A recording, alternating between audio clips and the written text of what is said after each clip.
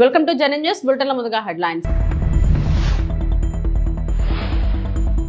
ఎంపీలోను ఆనందపూర్ ధామ్లోను గురూజీ మహారాజ్ ఆలయంలో ప్రధాని నరేంద్ర మోడీ పూజలు.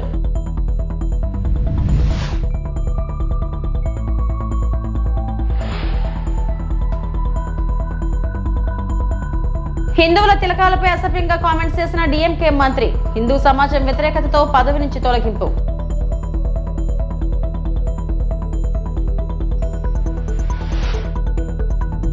తిరుమలలో భద్రతా వైఫల్యం.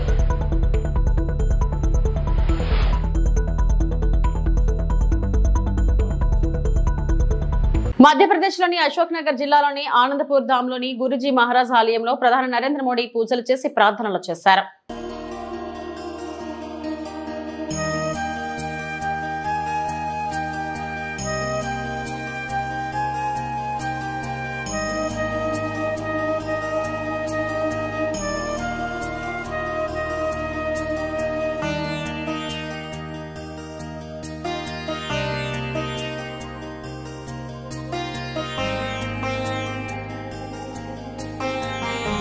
नर सेवा में नारायण सेवा को देखने की भावना ये हमारी संस्कृति का आधार है। मुझे बहुत खुशी है कि सेवा की इसी संस्कृति को आनंदपुर ट्रस्ट पूरे मनोयोग से आगे बढ़ा रहा है।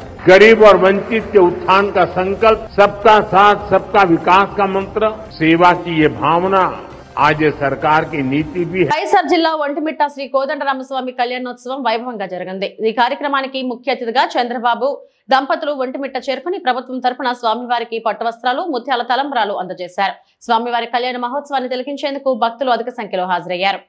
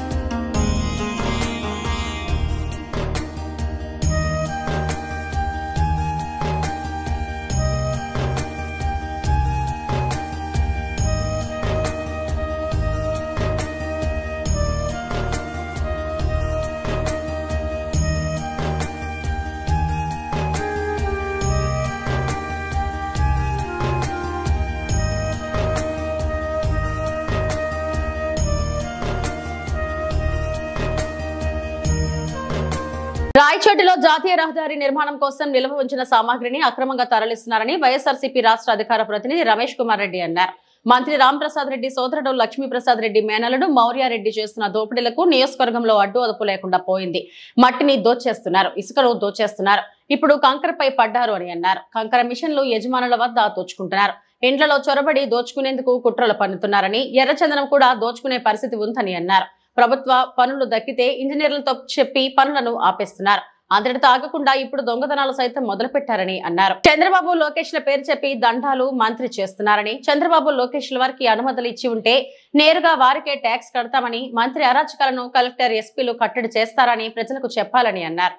ఈ రాష్ట్ర గౌరవ ముఖ్యమంత్రి కడప జిల్లా అదే అన్నమయ్య జిల్లాలో ఉన్న ఒంటిమిట్టకు వచ్చిన సందర్భంగా ఈ రాయచోటి ప్రాంతానికి సంబంధించిన ఎమ్మెల్యే, ఇప్పుడు ప్రస్తుతం మంత్రివర్యులు మండిపల్లి రాంప్రసాద్ రెడ్డి ఆయన ఆధ్వర్యంలో, ఆయన సూచనల మేరకు వినోద్ రెడ్డి, మౌర్యారెడ్డి, లక్ష్మీప్రసాద్ రెడ్డి ఇంకా తదితరులందరూ కలిసి ఒక కుట్ర పన్నాగంతో నేను నేషనల్ హైవే పనులు చేసే దానికోసం ఇక్కడ స్టాక్ పెట్టుకున్న, కాంపౌండ్లో స్టాక్ పెట్టుకున్న మెటీరియల్ను, కంకరను, ఇటువంటి కంకర మెటీరియల్ అన్నింటినీ కూడా దొంగతనంగా రాత్రులు వచ్చి, ఈ టైంలో దొంగతనంగా వచ్చి టిప్పర్ ఒక పక్క, జేసీబీలో పక్క పెట్టుకొని ఇప్పటికే దాదాపు 15-20 టిప్పర్లు ఎత్తుకొని పోయినారు.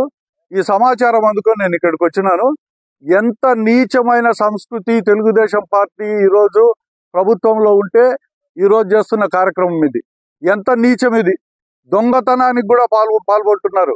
ఆఖరికి ఇప్పటికి మట్టిలో దోచుకుంటాండారు, ఇసుకలో దోచుకుంటాండారు, కంకర మిషన్ల దగ్గర డబ్బులు తీసుకొని దోచుకుంటాండారు, ప్రతి పనికాడ దోచుకుంటాండారు.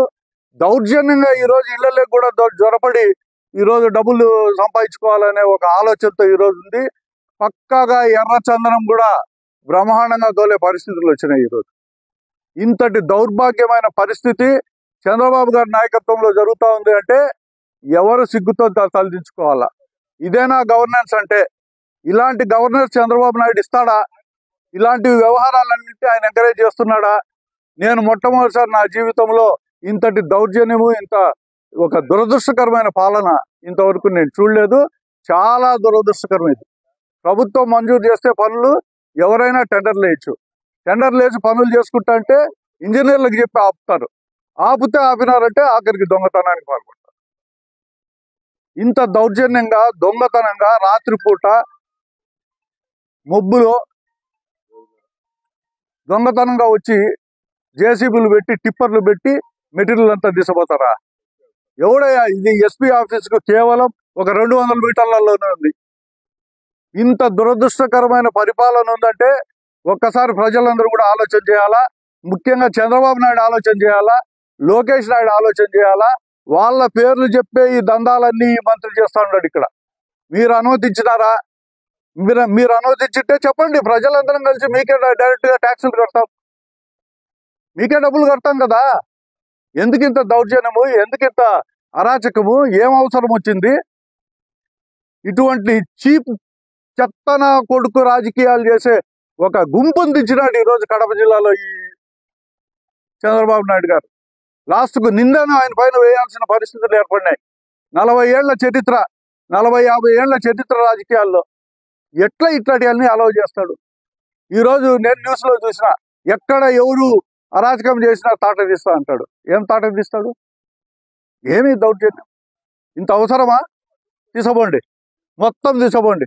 పోలీసులు కంప్లైంట్ చేసిన ఎవరు 2 కానిస్టేబుల్ వచ్చినారు. చంద్రబాబు నాయుడు గారి బందోబస్తులో ఉన్నారంట. అంతా ఎవరు రాలేకపోయినారు. రాత్రులు మేము రక్షణ అదే పనిగా పెట్టాలంటే పరిస్థితులు లేవు. ఎందుకంటే ఎక్కడ పెట్టే టీడీపీ తోడేళ్ల జనసేన గుంటనక్కలు సోషల్ మీడియాలో మహిళలపై దారుణంగా ట్రోల్స్ చేస్తున్నాయని వైఎస్ఆర్సీపీ రాష్ట్ర అధికార ప్రతినిధి శ్యామల మండిపడ్డారు. ఈ నక్కలు తోడేళ్లను పెంచి పోషిస్తుంది టీడీపీనే అంటూ ఫైర్ అయ్యారు. టీడీపీ అంటేనే తెలుగు డ్రామా పార్టీ అని ఎద్దేవా చేశారు. వైఎస్ జగన్ ఆయన సతీమణి భారతిపై ఐటీడీపీ కార్యకర్త చేబ్రోల కిరణ్ చేసిన అనుచిత వ్యాఖ్యలను శ్యామల తీవ్రంగా ఖండించారు. ఆమె తాడేపల్లిలోని పార్టీ కేంద్ర కార్యాలయంలో మీడియాతో మాట్లాడారు. చేయలేరు అనేటువంటి ఒక బరితెగింపు, ఇది నిజంగా బరితెగింపు అనే చెప్పాలి. కేవలం రెడ్ బుక్ రాజ్యాంగంలో మునిగిపోతున్న పోలీస్ వ్యవస్థ, వీటన్నిటి వల్ల ఇవాళ మహిళలు మాత్రమే కాదు, మాజీ ముఖ్యమంత్రులు, పార్టీ అధ్యక్షుల వారి కుటుంబ సభ్యులు కూడా ఈ సోషల్ మీడియా తోడేళ్లకు నుంచి, అంటే వాళ్ళ దగ్గర నుంచి తగిన రక్షణ పొందలేకపోతున్నారు. అసలు ఈ తోడేళ్లని పెంచి పోషించి ఈ తోడేళ్ల వ్యవస్థని విస్తరించింది ఎవరు? టీడీపీయే కదా. ఈ సోషల్ మీడియా తోడేళ్లని అడ్డు పెట్టుకుని మొత్తం వ్యవస్థని తన అరచేతిలో పెట్టుకోవాలని దుర్మార్గంగా పన్నిన ఒక పన్నాగమే కదా. మరి అలాంటి వారిపై కేసులు ఎందుకు పెట్టరు? మీరు ఎందుకు పెట్టరు? అంటే వ్యక్తిత్వ హననాలకు దిగుతూ, బురద జల్లుతూ, ఎదుటి పార్టీ మీద, అందులోని రాజకీయ నాయకుల మీద, మహిళా నాయకుల మీద, వారి కుటుంబ సభ్యుల మీద నోటికొచ్చినట్లు మాట్లాడుతూ, నోటికొచ్చినట్లు విర్రవీగుతూ, అనిపించినట్లు పోస్టులు పెడుతూ, ఒక అడ్డు అదుపు లేకుండా తెగ బరితెగిస్తూ పోస్టులు పెడుతున్నారే, వాటి మీద, వాళ్ళ మీద కేసులు ఎందుకు పెట్టరు? మీరు పెట్టరు. ఎందుకంటే వాళ్ళని పెంచి పోషిస్తున్నది మీరే కాబట్టి. పెంచి పోషిస్తున్నది టీడీపీ పార్టీ, జనసేన పార్టీయే కాబట్టి వాళ్ళ మీద ఎలాంటి కేసులు ఉండవు. అంటే మీరే పోస్టులు పెడతారు, మీరే బాధ పెడతారు, ఎవరినో ఒకరిని అరెస్ట్ చేసినట్టుగా చూపించి, ఇదిగో మాకు మహిళల పట్ల ఇంత గౌరవం ఉంది, అసలు మహిళల్ని ఎవరు ఒక్క మాట అన్నా, అది మా పార్టీ వాళ్ళైనా సరే మేము ఊరుకోము, మేమంత ప్రేమిస్తాం మహిళల్ని అంటూ మళ్ళీ పింకాలు పలుకుతారు. అసలు మీ మోడస్ ఆపరెండియే ఇది. This is how you work, your social media works. అరే మీకు నిజంగా అంత చిత్తశుద్ధి ఉంటే రాష్ట్ర వ్యాప్తంగా ఉన్న వందలాది మంది సోషల్ మీడియా సైకోలపై ఎక్కడా కేసులు పెట్టలేదు ఎందుకని మేము అడుగుతున్నాం. రాష్ట్ర వ్యాప్తంగా ఇప్పటి వరకు మీ సోషల్ మీడియా తోడేళ్లు చేసిన అరాచకాలు, దారుణాల మీద కొన్ని వందల కంప్లైంట్లు మేము ఇచ్చాం. దానిలో ఒక్కటన్నా మీరు చదివారా? కనీసం ఒక్కళ్ళన్నా మీరు అరెస్ట్ చేశారా? వాళ్ళని మీరు అరెస్ట్ చేయరు, ఎందుకంటే మిమ్మల్ని జాకీలే. సనాతన ధర్మం ఆగమ శాస్త్రం నిబంధనల ప్రకారం టీటీడీ గోశాలలో గోవుల సంరక్షణ జరుగుతుందని రాష్ట్ర దేవాదాయ శాఖ మంత్రి ఆనం రామనారాయణ రెడ్డి వెల్లడించారు. హైందవ ఆగమాలకు విలువ ఇవ్వని వారు విమర్శించడం శోచనీయమన్నారు. ఒంటిమిట్టలో శ్రీ సీతారాముల కళ్యాణోత్సవాన్ని మహాద్భుతంగా భక్తజన సమూహం సమక్షంలో నిర్వహిస్తుంటే చూసి ఓర్వలేక గోవులు చనిపోయాయంటూ ఆరోపణలు చేయడం తగదన్నారు. టీటీడీ గోశాలలో దాదాపు 230 మంది పరిచారకులు గోవులకు సంరక్షణ చేస్తున్నారని, రోజువారీగా క్రమం తప్పకుండా దానా అందిస్తున్నారని మాట్లాడారు. అనుకోని సందర్భాల్లో గోవుల సహజ మరణాలను టీటీడీ ప్రతిష్టను దెబ్బతీసేలా విష ప్రచారం చేయడం వారికి తగదని హితవు పలికారు. టీటీడీ మాజీ చైర్మన్ శ్రీ బి కరుణాకర్ రెడ్డికి గోమాత విలువ తెలుసా, అమ్మ అనే పదానికి అర్థం తెలుసా అని మంత్రి ఆనం ప్రశ్నించారు. సనాతన ధర్మం విలువలను మీ కుటుంబంలో అమలు చేస్తున్నారా అని మాట్లాడారు. టీటీడీ గోశాలలో 258 మంది సిబ్బంది గోవుల సంరక్షణలో విధులు నిర్వహిస్తూ ఎప్పటికప్పుడు గోవుల సంరక్షణకు ప్రత్యేక శ్రద్ధ తీసుకుంటున్నారు. రోజువారీ దానాగా ఆవులకు పచ్చిగడ్డి, ఎండుగడ్డి, ఎక్కువ ప్రోటీన్లు కలిగిన మిశ్రమ దానా, మొక్కజొన్న సైలేజ్ న్యూట్రిషన్ నిపుణుల మేరకు అందిస్తున్నాం. టీటీడీ గోశాలలో గోవుల సంరక్షణ పట్ల పూర్తి బాధ్యతాయుతంగా చిత్తశుద్ధితో సేవలు అందించడం జరుగుతుంది. టీటీడీ మాజీ చైర్మన్ శ్రీ భూమన కరుణాకర్ రెడ్డి ఈ 3 నెలల్లో టీటీడీ అధికారుల నిర్లక్ష్య కారణంగా 100 గోవులు చనిపోయాయని, గో సంరక్షణ సరిగ్గా జరగడం లేదని, దానా సక్రమంగా అందించడం లేదని మాట్లాడడం సరికాదన్నారు. కోదండరామస్వామి యొక్క కళ్యాణం గడిచిన వారం రోజుల పైగా ఎందరో భక్తుల యొక్క మనోభావాలకు అద్దం పెట్టే విధంగా కార్యక్రమాలు నిర్వహిస్తూ టీటీడీ ఆలయ ఆధ్వర్యంలో చైర్మన్ గారు, ఈఓ గారు, పాలక మండలి,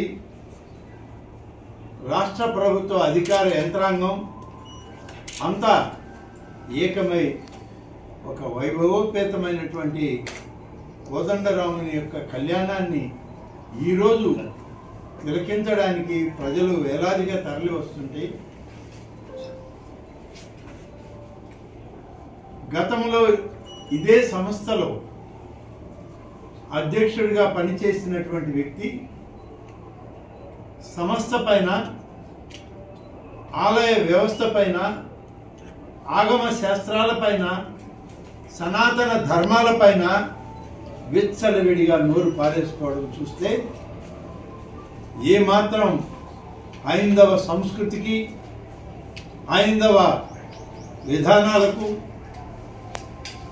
ఆగమ శాస్త్రాలకు వీళ్ళు విలువ ఇవ్వనటువంటి వాళ్ళని చెప్పి తేట తెల్లమవుతుంది.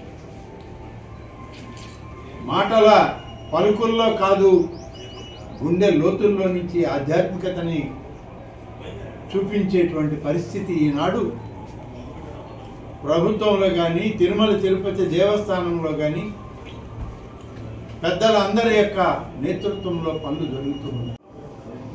దేశ విదేశాల్లో కూడా ఇవాళ తిరుమల తిరుపతి దేవస్థానం గత పరిస్థితుల్ని అధిగమించి ఎక్కువగా పూజాది కార్యక్రమాలు, అలాగే అన్ని కార్యక్రమాల్లో కూడా ఇవాళ ప్రతిష్టాత్మకంగా ప్రభుత్వం, పాలకవర్గం తీసుకుంటుంది అని చెప్పి చెప్పడం జరుగుతుంది. ఇవన్నీ చూసి ఓర్వలేనటువంటి వ్యక్తులు ఉంటారు. మరి వాళ్ళు ఈరోజు ఎంత వైభవంగా ఇక్కడ ఒంటిమిట్ట కోదండరామస్వామి కళ్యాణం జరుగుతూ ఉంటే, గడిచిన 10 రోజులుగా మొత్తం యంత్రాంగం అంతా ఇక్కడ ఉండి పనిచేస్తూ ఉంటే చూసి ఓర్వలేక గోశాలలో కొన్ని ఆవులు చనిపోయేటువంటిది అది గ్లోబల్ ప్రచారం లాగా ప్రచారం చేయడానికి పూనుకోవడం చాలా బాధాకరం, దురదృష్టకరం. హిందువుల తిలకాలపై అసభ్యంగా కామెంట్స్ చేసిన డీఎంకే మంత్రి హిందూ సమాజం వ్యతిరేకతతో పదవి నుంచి తొలగింపు. తమిళనాడు మంత్రి కె పున్నుడి హద్దులు దాటిపోయారు. ఓ మంత్రి స్థానంలో ఉండి అన్ని మతాలను గౌరవించాల్సింది ఉండగా హిందూ మతంపై నీచమైన వ్యాఖ్యలు చేశారు. దీంతో హిందూ సమాజంపై ఆయనపై దుమ్మెత్తిపోస్తుంది. ఓ స్థాయిని దాటి హిందువులు ధరించే తిలకంపై తప్పుడు వ్యాఖ్యలు చేస్తూ తీవ్రంగా అవమానించారు. తమిళనాడు అటవీ శాఖ మంత్రిగా పొన్నుడి బాధ్యతలు నిర్వహిస్తున్నారు. అయితే పురుషులు మహిళలు ఉన్న ఓ కార్యక్రమంలో పొన్నుడి పాల్గొన్నారు. హిందువులు ధరించే తిలకంపై జోకులు వేశారు. హిందువులు ధరించే పవిత్రమైన తిలకాలను లైంగిక భంగిమలో పోల్చుతూ వ్యాఖ్యలు చేశారు. ఇవి సోషల్ మీడియాలో వైరల్ అవుతున్నాయి. మహిళలు దయచేసి అపార్థం చేసుకోకండి. ఒక వ్యక్తి ఒక వేసే వద్దకు వెళతాడు. అతడు శైవుడా లేదా వైష్ణవుడా అని ఆమె అడిగింది. అతడికి అర్థం కాకపోవడంతో ఆమె స్పష్టత ఇచ్చింది. అడ్డబొట్టు శైవ మతానికి సంబంధించింది లేదా నామం వైష్ణవానికి సంబంధించింది. నిలువ తిలకం అతడు ధరిస్తాడా అని అడిగింది. ఆ వ్యక్తి శివుడైతే పడుకునే పొజిషన్, వైష్ణవుడు అయితే లేచి నిలబడే పొజిషన్ ఉంటుందని ఆమె వివరించింది అని జోక్ చేశారు. ஒரு விலை மாதவியின் வீட்டுக்கு ஒருத்தன் போகிறான். போகும்போது அங்கே அந்த அம்மா கேட்குது, நீ பார்த்து நீங்கள் சைவமா வைணவமா அப்படின்னு கேட்குது. அவனுக்கு ஒன்றும் புரியல. அவன் பணம் எவ்வளோ 5 கொடு 10 கொடுன்னு கேட்டான்னா ரைட்டு. என்னடா இங்கே வந்திருக்கிறோம் நாம ஒரு விலை மாத வீட்டுக்கு நம்மளை வந்து சைவமா வைணவமான்னு கேட்குறாங்க அப்படின்னு கேட்டான். அந்த அம்மா சொல்லிச்சான், என்னம்மா ஒன்றும் புரியலையே அப்படின்ட்டான். ஒன்றும் இல்லை, சைவம்னா இப்படி வைணவம்னா இப்படின்னுச்சான். ஒன்றும் புரியல. சைவம்னா இப்படி வைணவம்னா இப்படி, ஒன்றும் புரியல. என்னவா சொல்கிற, இதுன்னா அது தீபம் விபூதி இது தானே, அதில் என்ன இருக்குது அப்படின்னா, இல்லை சைவம்னா படுத்துக்கிறது, వైణవంనా నిన్నుகிறது. తిరుమలలో భద్రతా వైఫల్యం చోటు చేసుకుంది. శ్రీవారి ఆలయ మహాద్వారం వద్దకు పాదరక్షలతో భక్తులు చేరుకున్నారు. దీంతో అక్కడ 3 భక్తులను విజిలెన్స్ సిబ్బంది అడ్డుకున్నారు. వైకుంఠం క్యూ కాంప్లెక్స్ లో వీరిని తనిఖీ సిబ్బంది గుర్తించకుండా లోపలికి పంపారు.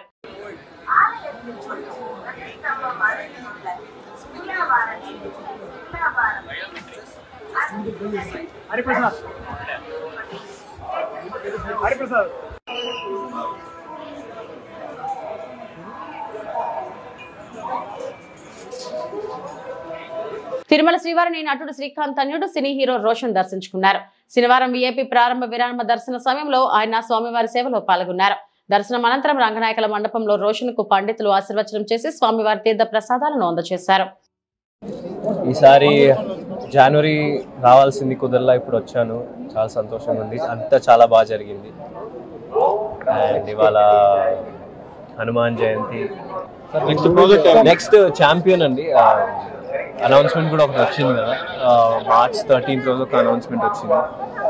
సో 50% షూట్ కంప్లీట్ అయింది, ఇంకో 50% ఉంది. త్వరలో అప్డేట్స్ చేయండి.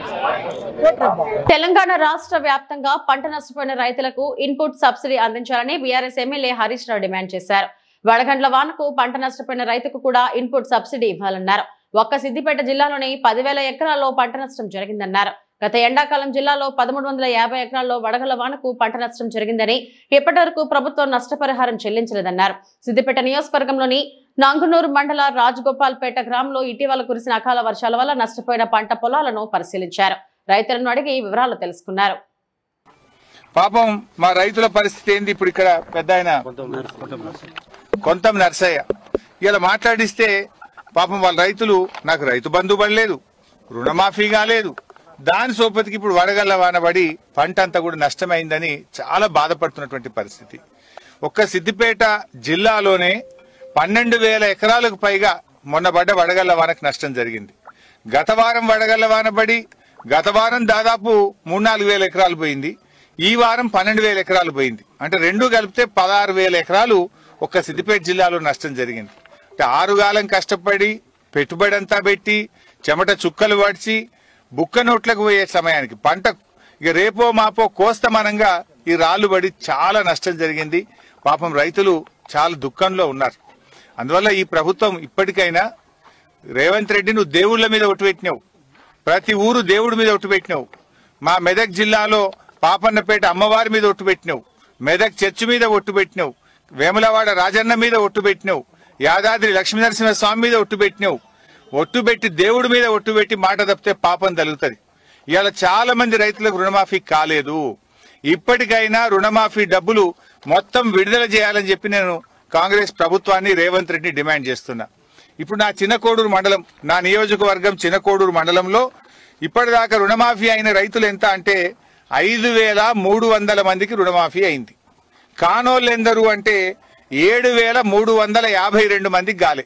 అంటే ఒక్క వంతు రుణమాఫీ అయింది, 200 మందికి రుణమాఫీ గాలే. చేసింది ఒక్క వంతు, ఎగ్గొట్టింది 2 వంతులు. దానికి రుణమాఫీ అయిపోయిందని అసెంబ్లీలో ముఖ్యమంత్రి చెప్పుడు, కాంగ్రెస్ వాళ్ళు బల్లలు కొట్టుడు. మరి రాండ్రి ఊళ్ళకి దమ్ముంటే గన్మెన్లు లేకుండా పోలీసు వాళ్ళు లేకుండా ఏ ఊరికి పోదామో చెప్పుర్రి, ఏడ రుణమాఫీ అయిందో చెప్పుర్రి. మాటలు కోటలు దాటుతున్నాయి. ఇప్పుడు నేను లెక్కలతో చెప్తున్నా, నా సిద్దిపేటలో నా నియోజకవర్గంలో చిన్నకోడూరు మండలంలో అయింది 5,300 మందికి, కాంది 7,352 మందికి. దీని మీద నేను సవాల్ చేస్తున్నా, రెడీ నేను, ఏ ఊరికి వస్తారో రాండ్రి. రుణమాఫీ చూస్తే గిట్లా, రైతు బంధు చూస్తే గట్ల, పంటల బీమా ఎగ్గొడితివి, అన్ని మోసాలే. ఇలా నర్సీపట్నం రూరల్ పోలీస్ స్టేషన్ లో DSP P Srinivasarao, rural CI Revathamma ఆధ్వర్యంలో విలేకరుల సమావేశం నిర్వహించారు. డీఎస్పీ మాట్లాడుతూ ఈ రోజు ఉదయం ముందుగా రాబడి సమాచారం మేరకు నర్సీపట్నం రూరల్ గోల్కొండ శ్రీకృష్ణదేవిపేట ఎస్ఐలు శుభంతో కలిసి గోల్కొండ శివారులో వాహనాల తనిఖీ నిర్వహించారన్నారు. కృష్ణదేవిపట్నం వైపు నుండి వస్తున్న బండిని ఆపి తనిఖీ చేయగా కారులో ఉన్న 4 ముద్దాయిలు పారిపోవడానికి ప్రయత్నించాలన్నారు. వెంటనే సిబ్బంది వారిని పట్టుకుని కారును తనిఖీ చేయగా car door Saidulu 1 litre liquid గంజాయి, కారు డాష్ బోర్డ్ లో 3 సెల్ ఫోన్లు ఉన్నట్టు తెలిపారు. 4 ముద్దాలను అదుపులోకి తీసుకుని విచారిస్తున్నట్టు తెలిపారు. అలాగే వెంకట్రావు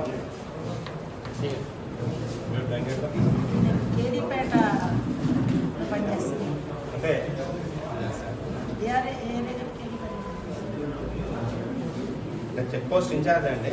ఏం చేస్తున్నాం అంటే చెక్ పోస్ట్ లోని రావడం లేదన్న ఉద్దేశంతో కొంతమంది స్టాఫ్ ని, నామినల్ స్టాఫ్ ని పెట్టి అక్కడున్న స్టాఫ్ నే ఒక సబ్ ఇన్స్పెక్టర్ ఎవరినో ఇచ్చి వేరే ఆల్టర్నేటివ్ రూట్స్ కూడా చెక్ చేయిస్తున్నాం.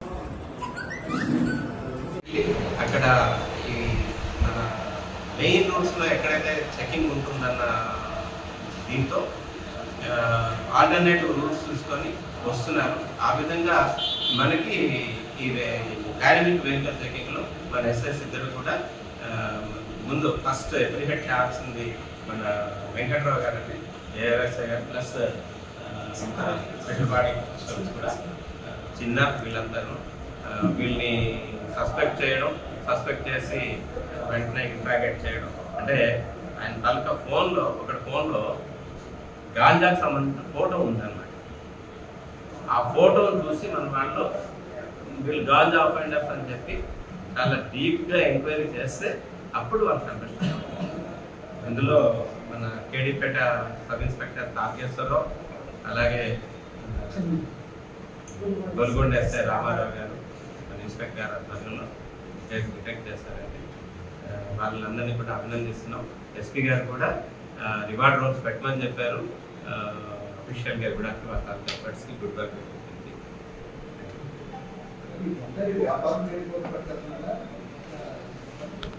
నర్సీపట్నంలో స్థానిక శ్రీకృష్ణ ప్యాలెస్ లో సిపిఐ జిల్లా సదస్సు నిర్వహించారు. ఈ సదస్సుకు ముఖ్య అతిథిగా సిపిఐ జాతీయ కార్యదర్శి నారాయణ హాజరయ్యారు. సదస్సు అనంతరం విలేకరుల సమావేశం ఏర్పాటు చేశారు. ఈ సమావేశంలో సిపిఐ జాతీయ కార్యదర్శి నారాయణ మాట్లాడుతూ తాజ్ హోటల్ పై దాడికి రూపకర్త అయిన టెర్రరిస్ట్ ను ఇండియాకు తీసుకొచ్చిన మాదిరిగానే లక్షల కోట్లను బ్యాంక్ రుణాలు తీసుకుని ఎగవేసిన ఆర్థిక నేరస్తులను సైతం భారత్ కు తీసుకురావాలని డిమాండ్ చేశారు. మొత్తం 29 మంది ఆర్థిక నేరస్తులు 16.5 లక్షల కోట్లు తినేశారన్నారు. హోటల్ మీద దాడి చేసిన రూపకర్త అట్లాంటివన్నీ అమెరికా నుంచి పట్టుకొచ్చి దేశానికి అప్పగించారు. చాలా సంతోషం. అయితే అతన్ని పట్టుకొచ్చిన దానికి ఎంత కృషి చేశారో, టెర్రరిస్టులు కొంతమంది చంపారు. కానీ ఆర్థిక నేరస్తులు మన మనం కట్టిన పన్నులు మొత్తం బ్యాంకులో ఉంటే ఆ బ్యాంకు డబ్బులు తీసుకొని తినేసి విదేశాలకు వెళ్ళిపోయారు.